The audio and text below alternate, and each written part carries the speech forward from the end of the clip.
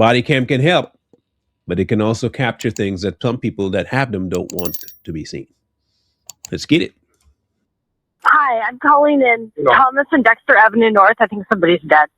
So I believe it's going to be Carr versus Ped, and they're doing CPR. I'm sorry, Fire, I don't have more for you, but it just occurred, and I believe the officer's involved.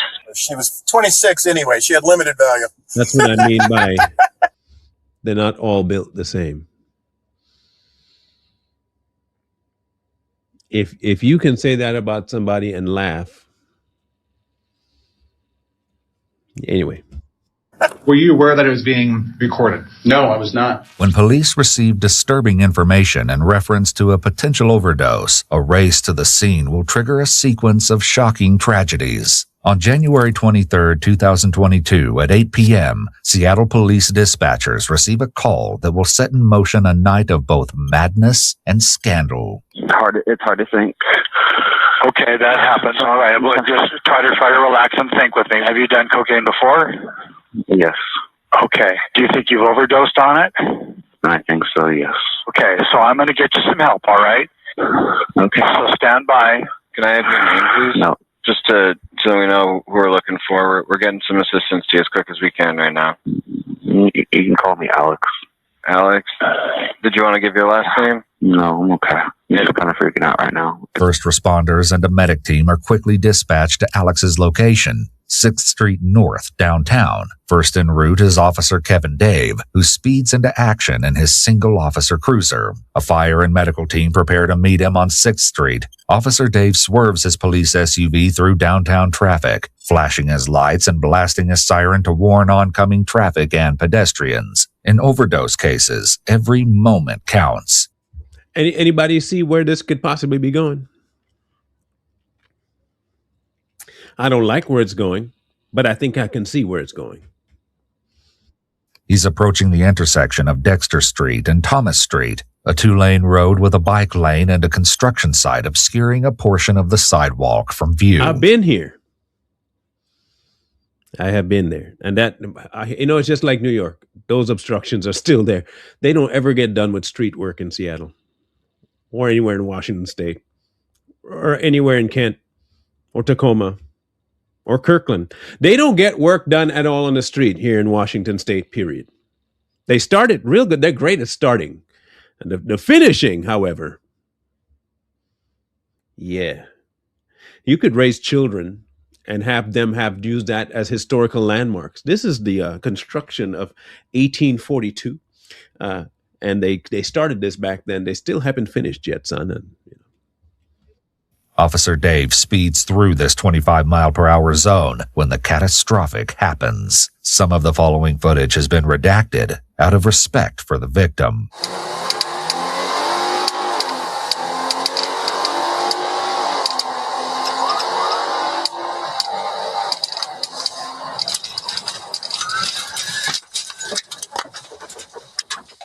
Mary 2, started supervisor, start fire for a struck pedestrian.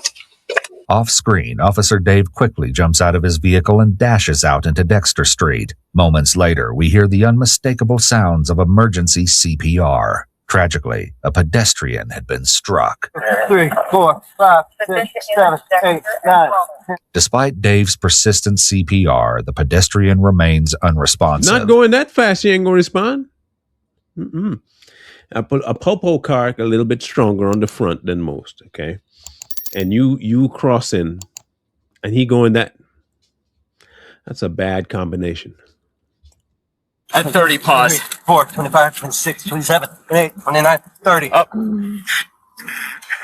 1, 2, 3, 4, 5, 6, 7, 8. You all right? No, I'm not all right. Dave soon notifies dispatch, and a squadron of police cruisers and ambulances descend on the scene to assist. So someone's doing CPR, Dexter, North, and Thomas. I'm sorry, Fire, I don't have more for you, but it just occurred, and I believe the officer's involved. So the officer may be involved. The officer's not hurt, though. By now, Alex has been given proper medical assistance, and all attention has shifted to the tragedy unfolding in downtown Seattle.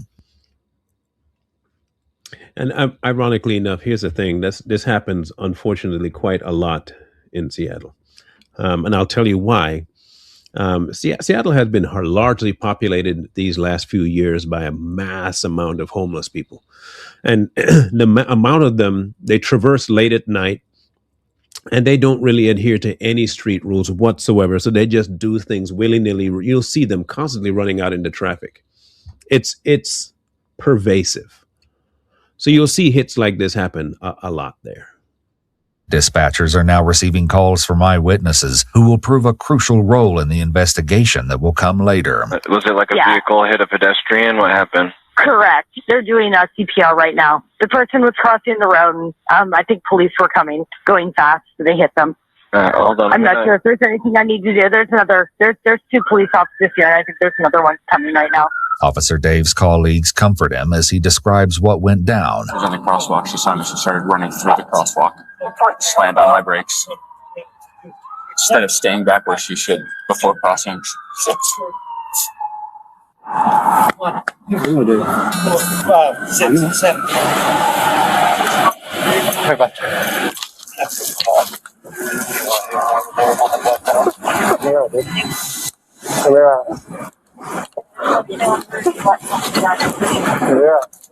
That ain't an easy thing to endure. If you struck somebody and they might be dead, that's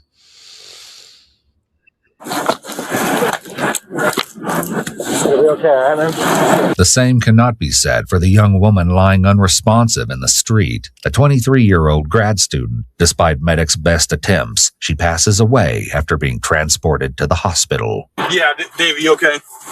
Physically? No medical issues. No medical issues. Okay. I'm not going to ask any questions. I just don't want you to know that I'm here for you.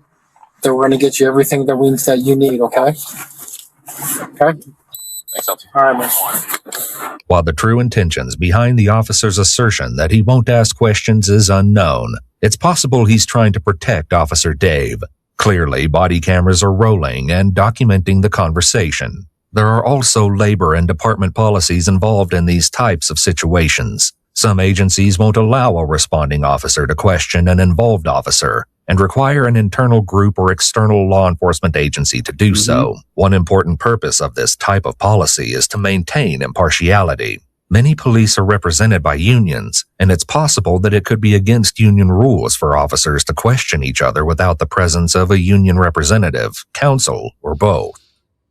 There's also the manner of coaxing, changing the story, lying, tampering with evidence. All that stuff can happen amongst friends. You work and you get to know your buddy, but you're trying to protect your buddy in case he did something untoward. You're having that conversation away from the camera, or at least that's what you might think. And you change the story. You change the way things are going down. You craft your narratives. They don't want that happening either. As stated, the specifics of this particular incident are unknown, and these are a few of the potential reasons the officer has stated that he won't question Officer Dave. Photos of the aftermath were taken, and evidence was tagged and inventoried. Officer Dave's cruiser, a Ford Police Interceptor, had sustained heavy damage to its front push bar, passenger side headlights, and minor cracks to its front windshield. Debris was scattered across the cold Seattle pavement. 2 AirPods were found, presumably ejected from the pedestrian's ears at the moment of contact. You think that's what happened? It definitely wasn't the car listening to music. Bodycam footage from Officer Dave's cruiser was inventoried and sent to the police archive to be reviewed during a pending internal investigation. Another police bodycam would later elevate this freak accident to the level of international scandal. Several witnesses later told what they saw from where they stood on the sidewalk that fateful night. I was trailing behind them. We changed sides of the street to avoid a construction zone. They were ahead of me. They were crossing the street. We heard a siren. I heard a siren. I would presume the pedestrian also heard a siren. She probably wouldn't have heard it if she had the headphones in. That might be why she didn't hear and was darting across the street. She probably did not hear that siren or see the lights at all. Especially if it's a construction zone, she would have been coming around it.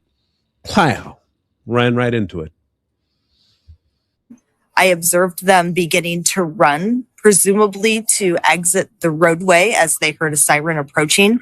And then I heard a loud thump, and I observed the police officer come to a halt. I was not far behind them, so I was coming into view of Dexter Street. It was very quick. You saw the collision. What happened after that? So that person kind of got kicked by the car into the air, and they flew in the air about 10 meters in the northbound direction. Certain factors were suspected to have contributed to the deadly collision. A construction site leading up the east of Dexter Street significantly obscured driver vision, and a partly see-through metal chain fence led out to the edge of the road. Orange construction barricades also partially obstructed view of the intersection from afar. The pedestrian was evidently already walking outside the crosswalk when Officer Dave began to approach in his cruiser. She was possibly wearing AirPods that could have made hearing police sirens difficult. Like I said. I'm a fan of headphones. Okay, I have my pair. It's Bluetooth over the ear. I don't like in the ear. I can't stand stuff inside my ear, so I wear it over my head. But I have learned there are certain things you need to keep aware of when walking. 1, construction zones. 2, the street. Do not get so caught up in what you're doing that you don't look around you. Focus. You're getting close to the street, take the headphones out. Listen, you might need to hear something coming. Later analysis of the footage revealed that Officer Dave had performed proper collision avoidance, braking, and emergency steering to the center of the street. He'd initiated his siren appropriately moments before the collision. Unfortunately, the Ford Cruiser was too powerful to be slowed by a short period of braking, and the steering didn't effectively change the direction. Officer Dave is sent to the West Precinct and is met by Officer Daniel Otterer from the DUI squad, whose duties include investigating drivers for signs of impairment. It's protocol to have drivers evaluated in serious injury or fatality collisions. After completing his testing of Officer Dave, Officer Otterer concludes that Dave has exhibited no signs of impairment and is safe to operate a motor vehicle. Weeks later, police archivists were routinely going over Bodycam footage to prepare for internal review and analysis. In the process, they stumbled on a potentially problematic piece of audio captured by Officer Otterer's Bodycam immediately following his session with Officer Dave. Here comes the problem. Bodycam had recorded Officer Otterer's side of a phone conversation with Mike Solon, the president of the Seattle Police Officers Guild. Now, remember I told you at the onset that police are good or they're bad. I will say this, and I can say this because I live here. There's a major issue with conduct in the Washington state overall. And so what initially I heard, I'm not surprised by. And that's a sad statement to make, that I'm not surprised. I'm definitely not surprised by it because for too long, they have been going unchecked in their behavior. A lot of them. And that is saying a lot for cops. So I won't be shocked. Yeah, totally. All right, brother. Well, yep. I'm sure GCIS is. And he was good. He says, well, normally we don't give voluntary statements. And I said, hey, you're going to have to decide if you wanted to give a statement or not. But it does not seem like there's a criminal investigation going on. Yeah, I mean, he's going 50. That's not out of control. That's not reckless for a trained driver. Yeah, lights and sirens. Yeah, well, there's initially he said she was in a crosswalk. There's a witness that says, no, she wasn't. Unfortunately, witness statements aren't always reliable. Clearly, the victim was in the crosswalk at the time of impact. But that witness could be different because I don't think she was thrown 40 feet either. I think she went up on the hood, hit the windshield, then when he hit the brakes, flew off the car. But she is dead.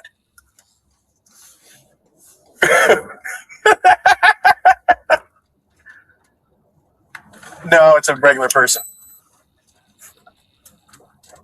Yeah.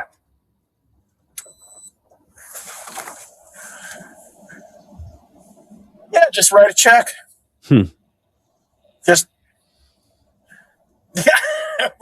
$11,000. She was 26 anyway. She had limited value. Now, you might think that's pretty calloused and cold for a cop. 100% it is. Out of pocket, straight out of line, 100%. But then you have to think to yourself, how would he feel so comfortable talking on the phone if there was even a remote chance that he could be recorded to somebody else, especially someone higher up? He must think that there has to be some sort of a protection. And you would be right. There was protections quite some time with these people. They had protections for a long, and they still do.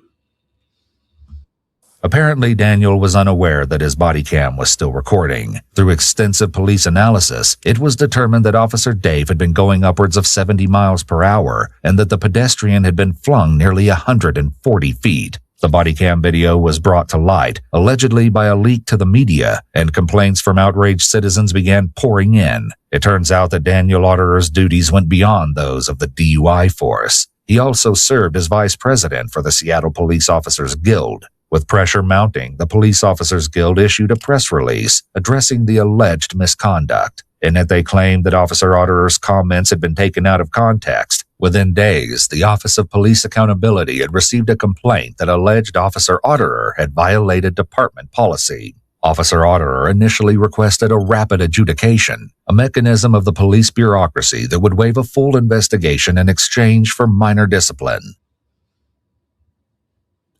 You see? Yeah. But his request was denied. Officer Otterer and Union President Solon were both promptly brought in to give official statements. They were interviewed by Sergeant Corey George of Seattle's Office of Police Accountability, a police task force that works to ensure professionalism and safeguard against unethical or inappropriate police behavior. Your body-worn video captured a conversation between yourself and Officer Solon. Can you explain the content and context of the phone call? I was finished and I was heading home. And we were talking about, because I had very limited information on scene. So I was telling what I kind of knew at the time. And those details always change during the course of an investigation. Officer Solon was talking about what could anybody do? What can anybody say about this? And that was kind of the context of the conversation. I remember earlier in the conversation where we spoke about, it never stops. It's always something happening. We were talking about that. And then this was a conversation about maybe things we knew at the time, and then this is awful. What can attorneys possibly say about that? And that was the end of the conversation. No, that's definitely not what happened. 100%. That couldn't have been further from the conversation. That's wild that you think that's how it went. That's crazy. That's pretty, one is impressive that you say that with a straight face. That's wild. That's almost like you've done that before. Lie, I mean. Were you aware that it was being recorded? No, I was not. It has been alleged that you violated SPD Policy Manual Section 5.001, Standards and Duties, Subsection 10, Employees shall strive to be professional. What is your understanding of this policy section? I understand it very well. You don't want to do anything that could potentially diminish trust in the police department, cast doubt on an investigation, or cause a problem where the police department might have to explain something. Let me guess. You think maybe that you didn't violate that? Again, my theory for doing this and saying what I'm about to say is that the history has given him the okay to speak that way. Which is why I'm saying I understand why he can feel that free, because the history has indeed allowed it. That's a Washington State problem. Do you believe that you violated this policy? I did not violate that policy. It was a private conversation in a car alone that just happened to be recorded by my camera turning on, probably when I made a U-turn, or another car could have simply passed by. Next came Mike Solon. That's great. It's a wonderful explanation, right? You love that explanation? Great explanation. That's amazing. Very believable. Daniel's boss and good friend. At one point, Officer Otterer says she's dead and begins laughing shortly thereafter. Do you recall what you said to Officer Otterer to make him laugh?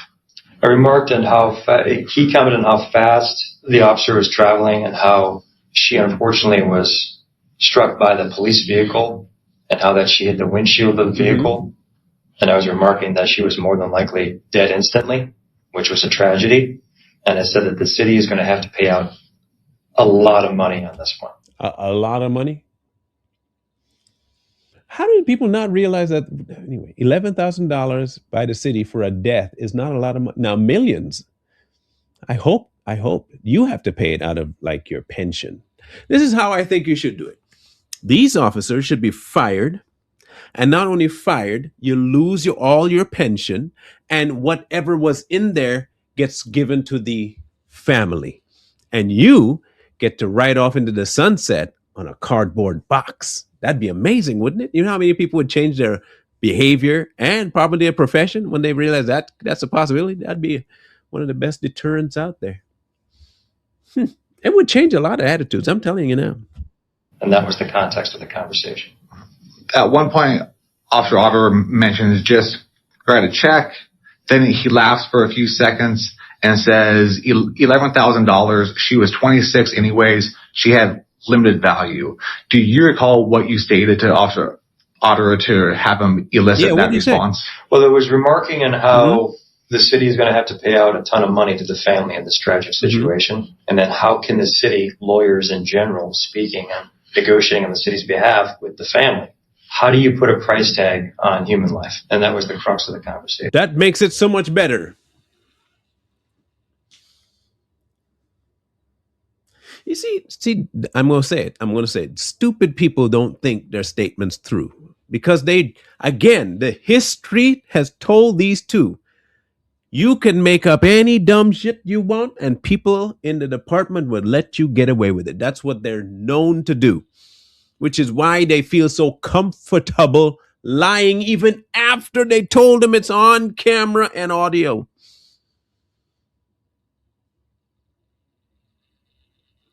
Yeah. Okay. So you don't believe that any of the laughing was making light of the situation or laughing at the fact that somebody had died? I think without context, just hearing the audio, which was unfortunately captured in a private phone call, you could have that as a reasonable takeaway.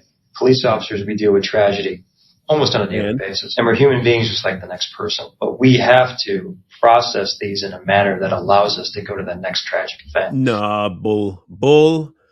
On top of bull, out in the field after rain. Bull.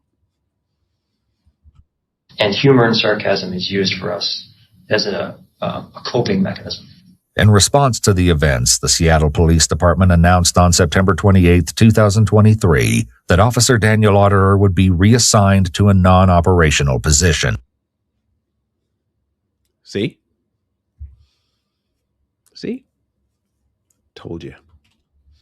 Records show that over his 12 years on the police force, he had been investigated dozens of times for various incidents. The victim, Janavi Kandula, was 23 years old and a graduate student when she met her tragic death on Dexter Street. In September of 2023, Northeastern University in Washington elected to award their mourned student a posthumous degree. The King County Prosecuting Attorney's Office is currently conducting a criminal review of the crash.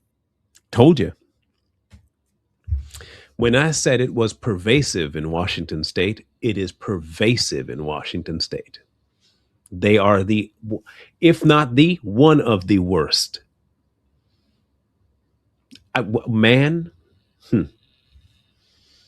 You are making light of someone getting killed, laughing at it. Against policy, straight off the rip. You just get reassigned to something, not interactive with people. You still keep your pension, still keep your job, still in the same positions pretty much. Now you can tamper with stuff. Amazing. Just to say. Anyway, y'all might think I overreact to it. You might think that, he didn't do nothing wrong. He was just having a few, like the guy said, dealing with tragedy on his own way. That's what you think. Just let me know, because I'm curious. Like Curious George the Monkey. Let me know, and I'll read your comments and get back to you on the next one later. One wrong move turn the present into the past. I don't ride for nobody, no badge, no crew. Truth don't play favorites, it just come through. I don't take sides, I take time and review. So so to put it, let the context break through. If you clean, that stamp stay true. If you foul, that show up too. No miss, no spin, no cover up hype. Everything judge in plain sight.